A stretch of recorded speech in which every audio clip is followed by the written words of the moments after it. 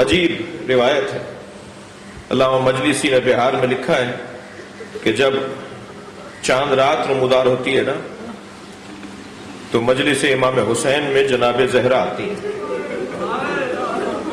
روایت سن لیجئے، روایت کہتی ہے فاطمہ تو تجی، جب فرش بچ جاتا ہے تو فاطمہ آ جاتی ہے۔ فی مجلس یذکر فیہا مصائب الحسین، اس مجلس میں فاطمہ آتی ہے جس مجلس میں حسین کے مصائب کو بیان کیا جا رہا ہوتا ہے۔ ماہا مریم و آسیۃ و خدیجہ، اور جناب زہرا کے ساتھ حضرت مریم بھی آتی ہیں، حضرت آسیہ بھی آتی ہیں، حضرت خدیجہ بھی آتی ہیں۔ اور سنیں گے اب روایت کیا کہتی ہے، فی یدہا خرقۃ، بی بی کے ہاتھ میں ایک رومال ہوتا ہے، تسم دموع الباکین، میری بیوی اس رومال میں رونے والوں کے آنسوؤں کو جمع کرتی ہیں۔ اجرکم اللہ، جن کی آوازیں بلند ہیں اللہ ان کو اجر عطا فرمائے، جو رونا چاہتے ہیں اپنی آوازوں کو آزاد کریں گے جب آپ بلند آواز سے روتے ہیں۔ تو یہ آرزو ہے اہل بیت کی، یہ آرزو ہے اہل بیت کی، اہل بیت ایسے ہی چاہتے ہیں۔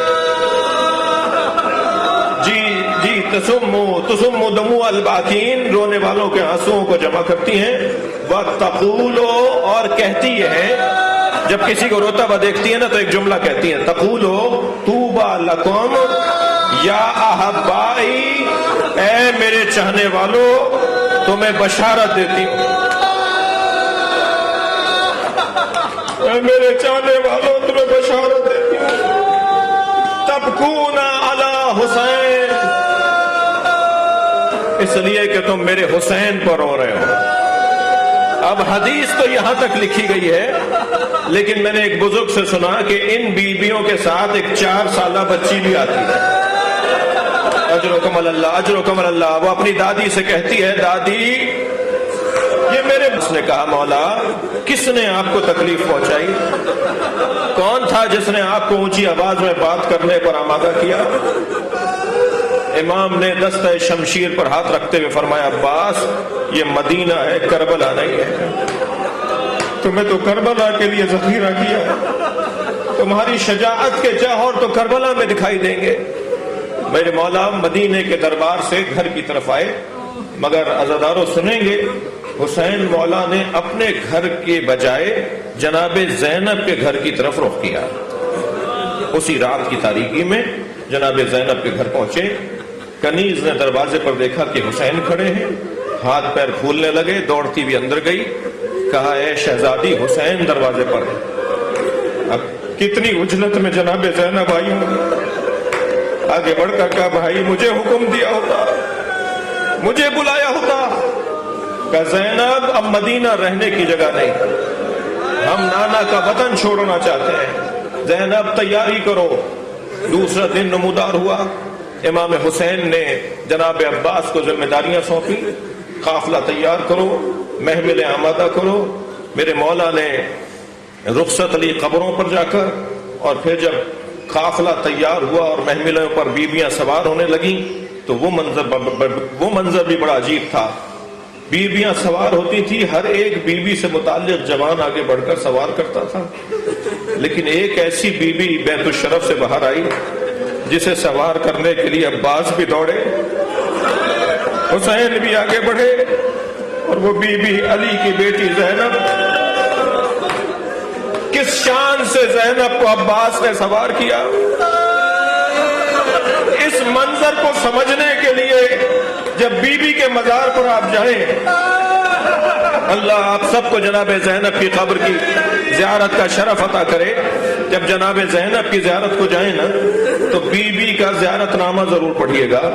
اس زیارت نامے کے پہلے صفحے پر ہی لکھا ہوا ہے، سلام ہو علی کی بیٹی زینب پر، کہ جب 11 محرم کو اونٹ پر بٹھائی جا رہی تھی تو وہ نہر کی طرف رخ کر کے آواز دے رہی، عباس اٹھو، تم نے مجھے مدینے میں سوار کیا تھا، اب تمہاری زینب اونٹ پر بٹھائی جا رہی ہے۔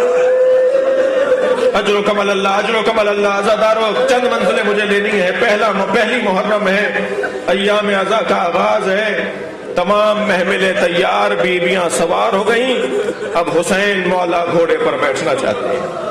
ایک مرتبہ مولا عباس نے آ کر کہا اے مولا آپ کو ہمارے گھر کی معمر بیویاں بلا رہی ہیں، 3 معمر اور مسن بیویاں ہیں جو حسین کے ساتھ نہیں جا رہی، اور بے روایت مولا حسین کی ایک بیٹی ہے جو نہیں جا رہی، اور وہ جو 3 معمر بیویاں ہیں ان میں بی بی ام ایمن ہے، بی بی ام البنین ہے، بی بی ام سلمہ ہے۔ امام حسین کو ان بیویوں نے بلایا، جناب ام سلمہ کو بڑھ کے سلام کیا، نانی آپ نے مجھے یاد کیا؟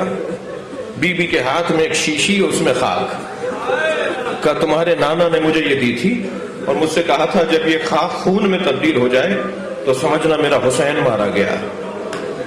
مجھے لگتا یہ ہے کہ یہ وہی سفر ہے جس سفر میں تم مارے جاؤ گے۔ تو جناب امام حسین نے فرمایا ہاں اماں یہ وہی سفر ہے۔ سنیں گے عزادارو؟ ہاں اماں یہ وہی سفر ہے جس میں مارا جاؤں گا۔ تو بی بی نے فرمایا پھر زینب کو چھوڑ جاؤ۔ امام حسین کی آنکھوں میں آنسو آ گئے، اماں اللہ زینب کے ذریعے میرا پیغام عام کرنا چاہتا ہوں، میں جو دیکھ رہا ہوں، میرے نانا نے جو مجھے بتایا ہے میں اس کے مطابق اپنا سفر شروع کر رہا ہوں۔ جناب ام ایمن کی طرف پھوپھی ہیں جناب امام حسین کی، کہا پھوپھی اماں آپ نے مجھے بلایا؟ فرمایا ہاں ہمارے گھر کا دستور ہے جب ہمارے ہاں کوئی بڑی مصیبت آنے والی ہوتی ہے تو ہماری حویلی میں بسنے والی جناتنیاں رونا شروع ہو جاتی ہیں، کل رات سے میں رونے کی آوازیں سن رہی ہوں۔ کہا ہاں اماں یہ میرا نوحہ پڑھ رہی ہے، یہ جناتنیاں میرا نوحہ پڑھ رہی ہیں۔ جناب ام البنین کی طرف دیکھا، اماں مجھے آپ نے بلایا؟ تو فرمانے لگی اے شہزادے تمہارے بابا علی نے مجھ سے عقد اس لیے کیا تھا کہ اللہ مجھے شجاع بیٹا عطا کرے۔ میں کبھی کبھی سوچتی ہوں کہیں عباس وفاداری میں کوتاہی نہ کر جائے، کہیں تمہارے بابا کی آرزو پوری نہ ہونے پائے۔ جناب عباس عقب میں کھڑے تھے، آواز دی عباس قریب آؤ، اپنی ماں کو اپنی وفاداری کا احساس دلاؤ۔ اجرکم علی اللہ اجرکم علی اللہ، مجھے اندازہ ہے آپ نے بہت گریہ کر دیا، اگر مجھے ایک منزل اور لینے دیجیے عزادارو۔ قافلہ چلا، ابھی یہ قافلہ مدینے سے کچھ باہر گیا تھا کہ جناب عباس گھوڑا دوڑاتے ہوئے امام حسین کے ذوالجناح کے قریب آئے، کہ مولا ہمارے قافلے کے پیچھے ایک مختصر سا قافلہ چل رہا ہے۔ امام نے فرمایا عباس تم نے پوچھا نہیں کون لوگ ہیں، تم نے جانا نہیں کون ہے؟ کہ مولا صحابی پیغمبر ہیں حضرت عبداللہ ابن عربہ غفاری، ان کا یہ غلام ان کے ساتھ ہے، ان کا ایک بیٹا ان کے ساتھ ہے، 3 سوار ہیں اور ایک سواری پہ سامان لدا ہوا ہے، مختصر سا قافلہ ہے جو ہمارے قافلے کے پیچھے آ رہا ہے۔ امام نے جیسے ہی نانا کے صحابی کا نام سنا فوراً ذوالجناح سے کہا مجھے نانا کے صحابی تک پہنچا۔ جب حسین پہنچے تو اس صحابی کے سن بہت بلند ہے، بڑا ہے، مسن ہے، معمر ہے، ضعیف العمر ہے، حضرت عبداللہ ابن عربہ غفاری، ہاتھ پیروں میں راشہ بھی تھا، کمر خمیدہ بھی تھی، بال سفید بھی تھے۔ آگے بڑھ کر کہا نانا کے صحابی کہاں کا ارادہ ہے، اس بڑھاپے میں آپ کہاں جا رہے ہیں؟ فرمایا حسین تم چھوٹے تھے، نبی خطبہ دے رہے تھے، تم مسجد میں داخل ہوئے، تمہارا کرتا تمہارے پیروں میں الجھا، تم زمین پر گرے، نبی نے ممبر چھوڑ دیا، تمہیں اپنی آغوش میں لے کر ممبر پر بیٹھے اور ہم صحابیوں سے خطاب کر کے کہا میرے حسین کو پہچانو۔ اگر یہ مدینہ چھوڑے، وطن چھوڑے اور اس کے ساتھ اس کے بچے بھی ہوں اور تم میں سے کوئی زندہ ہو تو میرے حسین کا ساتھ ضرور دینا۔ اے حسین میں بوڑھا ضرور ہوں مگر مجھے نبی کی وصیت پر عمل کرنا، میں تمہارے ساتھ کربلا جاؤں گا۔ عزاداروں میں مجلس مکمل کر رہا ہوں، امام حسین نے گلے سے لگا کے گریہ کیا اور فرمایا اب آگے آئیے ہمارے قافلے میں چلیے، علی اکبر آپ کی خدمت کریں گے، عباس آپ کی خدمت کریں گے۔ تو عربہ غفاری نے ہاتھ جوڑ کر کہا مولا مجھے علیحدہ رہنے دیجئے، آپ کا قافلہ آگے چلے، میں کچھ فاصلے پر پیچھے چلوں گا۔ امام نے وجہ پوچھی تو کہنے لگے اس قافلے میں زینب کی سواری ہے۔ میں کہوں گا عبداللہ ابن عربہ غفاری تم نے بڑا ادب کیا، तुम 11 मुहर्रम को होते तो देखते, जिस ज़ैनब के अदब में तुम काफिले में न चले, उस ज़ैनब के सर से चादर उतार दे। अला लअनतुल्लाह अला क़ामित। या अल्लाह इन आवाज़ों पर रहमत नाज़िल फरमा, रोने वालों की तौफ़ीक़ात में इज़ाफ़ा फरमा, हम सब की आक़िबत बख़ैर फरमा, और उमीन मग़फ़ूरीन के नाम जिन